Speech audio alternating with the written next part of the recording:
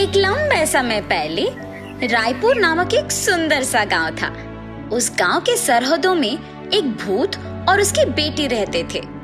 वो भूत उसकी बेटी का नाम लया रख के उसकी बहुत प्यार से देखभाल करती थी।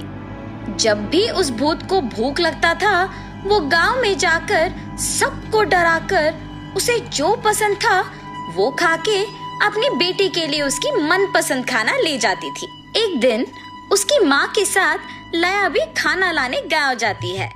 गांव वाले सारे हवा में उड़ते हुए भूतों को देख घबरा के अंदर चले जाते हैं, लेकिन लया की माँ उसका हाथ पकड़ के जो भी उसे खाने के लिए चाहिए वो सब लेके वहां से उसे ले जाती है। उन दोनों को देख गांव वालों का डर जाना लया को बहुत दुखी कर देता है।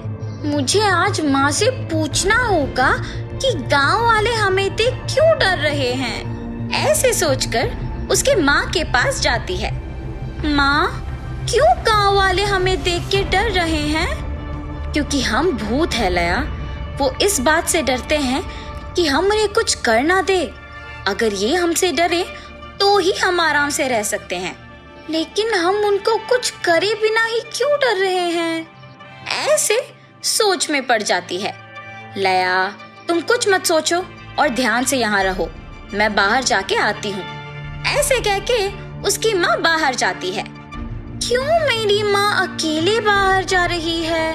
मैं उनका पीछा करूंगी, तभी मुझे समझ में आएगा। ऐसे फैसला करके लया उसकी माँ का पीछा करती है। लया की माँ गांव में जाकर 3 लोग जहाँ काम कर रहे थे वहाँ अजीब आवाजें बनाती है।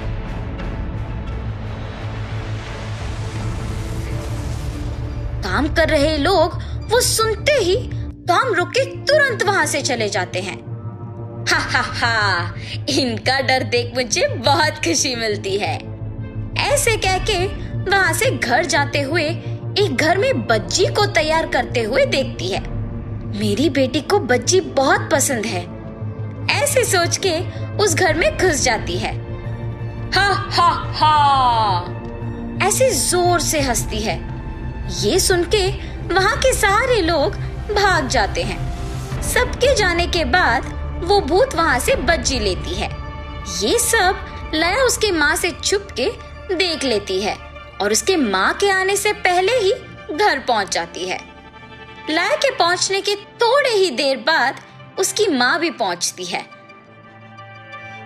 लया, लया, कहाँ हो बेटी? मैं तुम्हारे मनपसंद चीज लाई हूँ। माँ, अपने सबको डरा के इस बज्जी को लाया ना।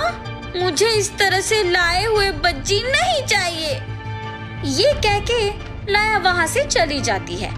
तब से वो उसकी माँ से बात करना ही छोड़ देती है। एक दिन उसकी बेटी को बहुत भूख लगने के कारण वो भूत गांव में जाकर खाना ढूंढने लगती है। इतने में उस भूत को एक छोटी बच्ची की आवाज सुनाई देती है। हाँ, ये आवाज कहाँ से आ रही है? जब चारों ओर देखती है तो उसे एक छोटी बच्ची अकेले रोते हुए नजर आती है। उस बच्ची के रोने पर भी आसपास के लोग उसके पास ही नहीं आते हैं। ये वो भूत सह नहीं पाती है। मेरी बेटी हमेशा अकेले ही रहती है। अगर मैं इस बच्ची को मेरे बेटी के पास लेके जाऊंगी तो वो खुश होगी, और जब मुझे जोर की भूख लगेगी तो मैं इसे खा भी सकती हूँ। हाँ, ये फैसला करके वो भूत उस बच्चे के पास जाकर उसे उठाती है। उसे उठाते ही वो रोना बंद कर देती है, और ये देख वो भूत खुशी से उसको अपनी बेटी लया के पास ले जाती है। बच्ची को देखते ही लया अपनी माँ के ऊपर का गुस्सा भूलकर बहुत खुश होती है। माँ, ये बच्ची बहुत सुंदर है। क्या ये हमारे ही पास रहेगी? हाँ बेटी, ये हमारे ही पास रहेगी। तब से अपनी बेटी के साथ उस बच्ची को भी लता का नाम देके उसके लिए खाना लाते हुए उसका देखभाल करती है वो भूत। कुछ दिन बाद लया की माँ को बहुत भूख लगती है। मुझे बहुत भूख लग रही है और अब मुझे वापस गांव जाना पड़ेगा। ऐसे सोचती ही है कि वो सोते हुए उस बच्चे को देखती है। हाँ, ये बच्ची तो है ही, अब के लिए मैं इसे खा जाऊंगी। ऐसे सोचकर भूत उस बच्चे को उठाकर खाने की कोशिश करती है जब लया उसे देखती है। माँ, आप उस बच्चे को खाने की सोच रही हो? उस सुंदर सी बच्चे को खाने का मन कैसे आ रहा है आपको? अब से उस गांव वालों को भी डराना बंद करना होगा आपको, और इस बच्चे को भी कुछ मत कीजिए। ये कहते हुए रो देती है। तुम मत रो बेटी, मैं उस बच्चे को कुछ नहीं करूंगी। तुम्हें जो नहीं पसंद वो मैं कभी नहीं करूंगी, ठीक है?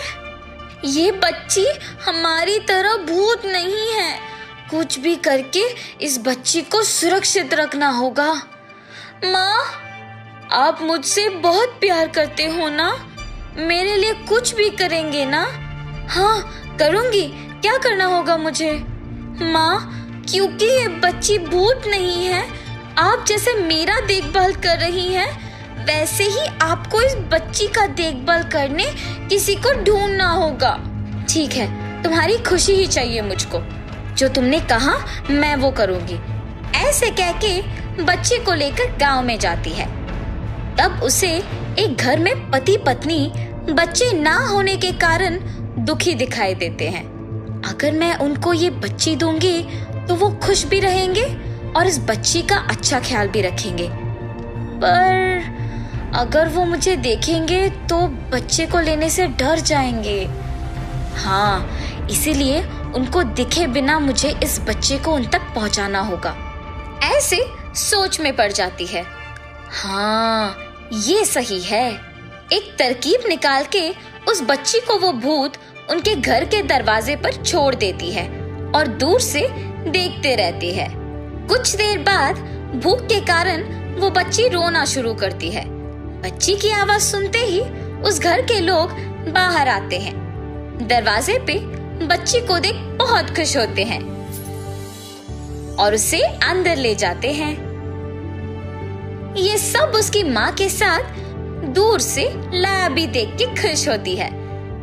तब से उसकी माँ गांव वालों को डराना बंद कर देती है। लया उसकी माँ में बदलाव देख बहुत खुश होती है और तब से वो दोनों खुशी से जीवन बिताते हैं।